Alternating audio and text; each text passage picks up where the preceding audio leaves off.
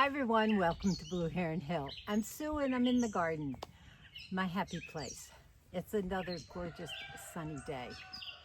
Now a few videos ago I talked about my tomatoes and how they weren't doing so well, and I had to replace a few with seedlings from a local nursery. But now I have to tell you that they are doing much better. And what I did in the meantime is I started fertilizing them. And I have decided to stick with kind of a fertilization regimen for my tomatoes and also for my peppers because I'm treating them the same way. Now when we start our seeds indoors in the early spring, we start our tomatoes and our peppers if you do that, or you start your brassicas indoors.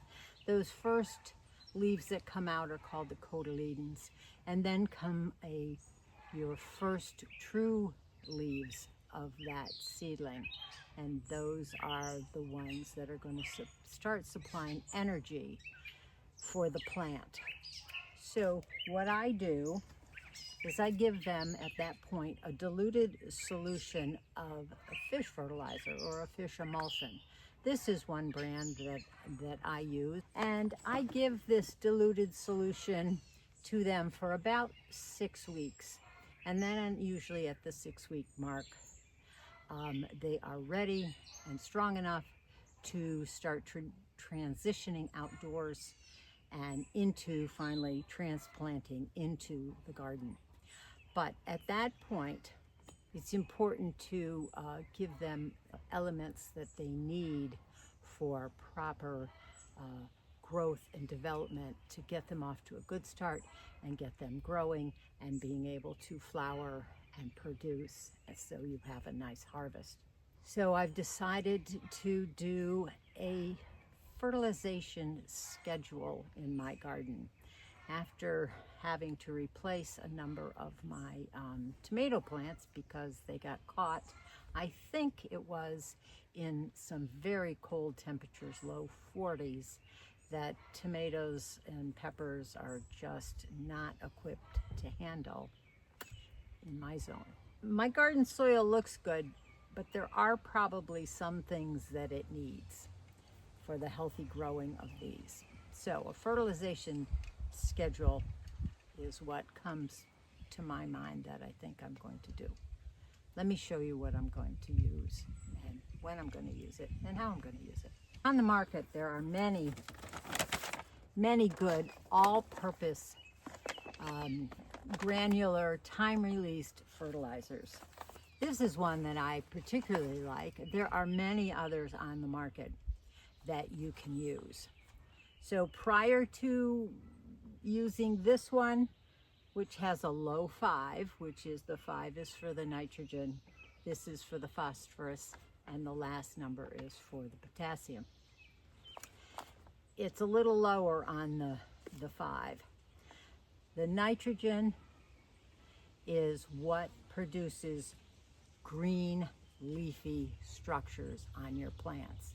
Now if you just want to give them nitrogen, which is basically what this is, then you're going to have bushy green plants with not much else.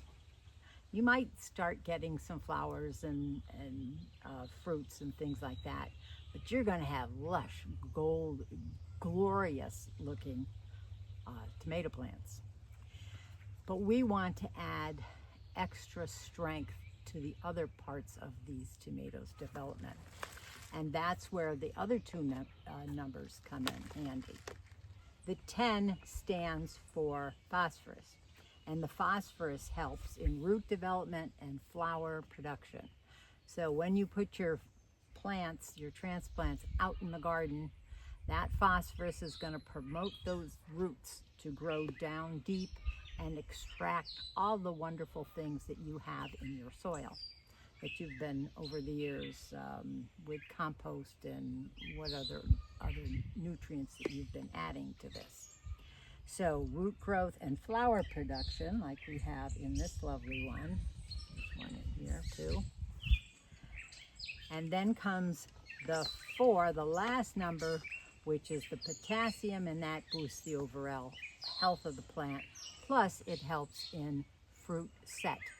So after the flowers, they get pollinated. Oftentimes, tomatoes are sometimes self-pollinating. The bees do like them. And then you get fruit set. When I first set them out in the garden, they get this granular fertilizer, which is kind of a time release thing, which should go throughout the season. This particular one says you do it once a year. Well, I like to do it once a month, let's say at the beginning of the month, less strength, not as much per plant according to the directions here. I will give each plant about a half a tablespoon of this once a month.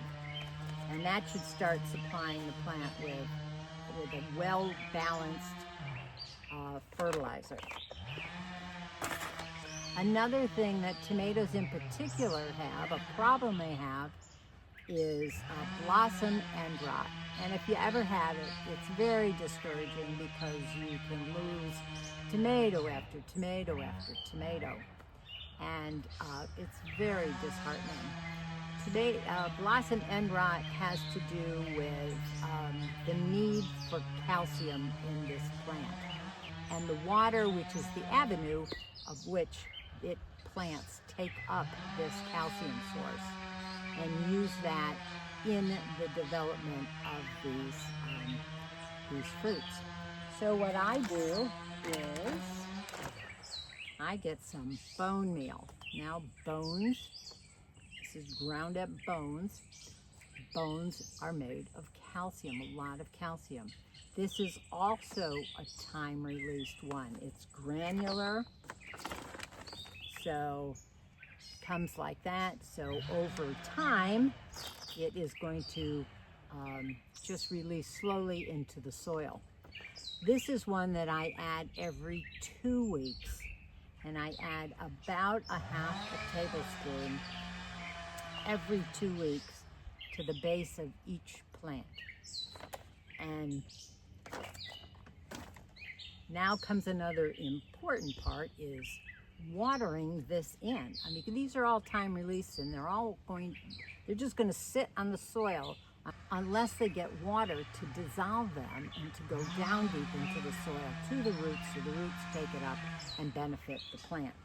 So this is one that I never particularly thought to use, but it is a 20-20-20, so it's a totally balanced fertilizer and dissolvable in water.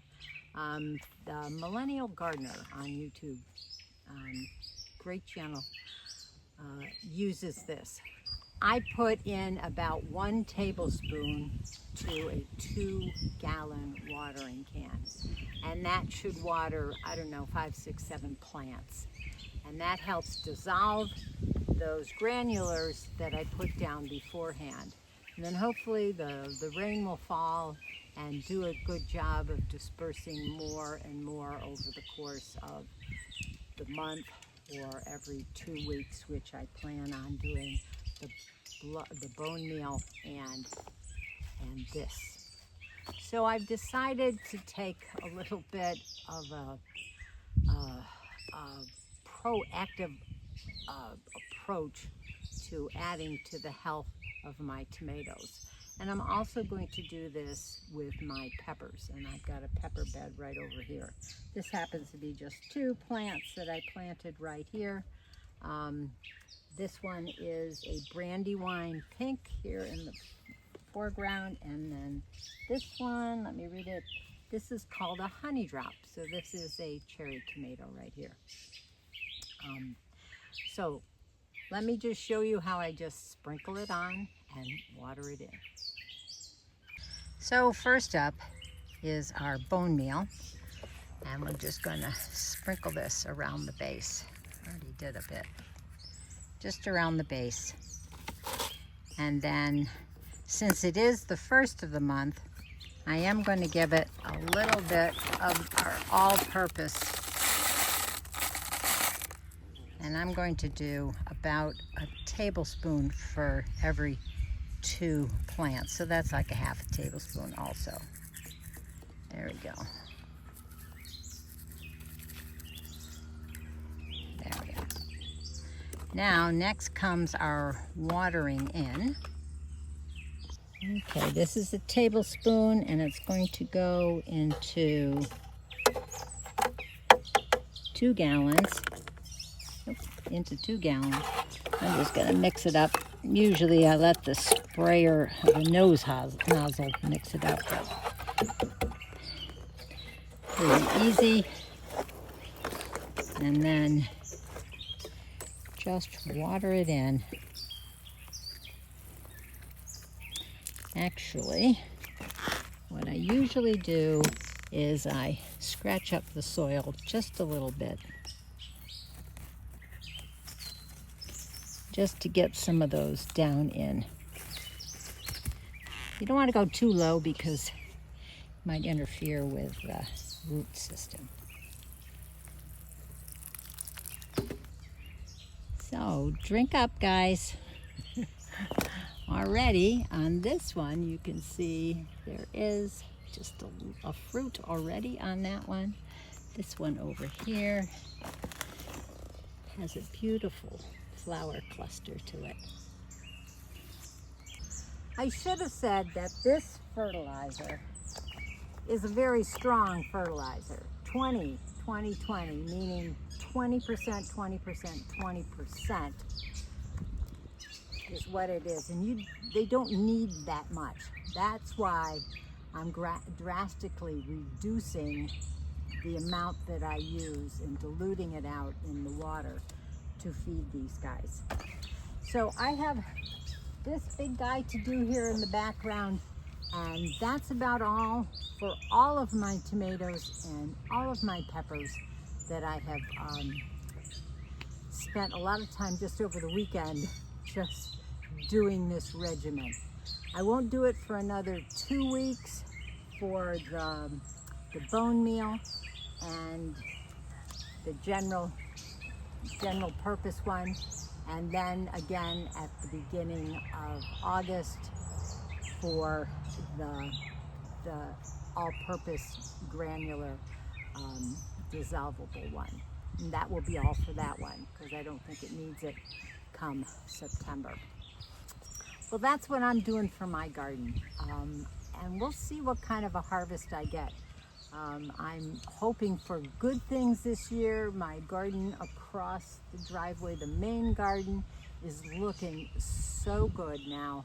And even the tomatoes that I had to restart from seed, the Dr. Witchies, I restarted those in May. I didn't actually restart them, I just started them in May because I forgot altogether that I even wanted them in my garden. Somehow those seeds missed the seed planting way back in March. Anyways, those are catching up, and they are almost at the size of the ones that I started as seed even before. I'm trying to stay out of the sun. It's pushing towards noon, and things are going to get hot today. But I wanted to make this video up for you, and maybe it'll give you some suggestions if your plants are suffering. I can't do anything about if they're suffering from lack of water or the sun, but if they're lacking in basic nutrients, this might help you overcome that, or help your plants overcome the need for some of the basic materials that boost their growth.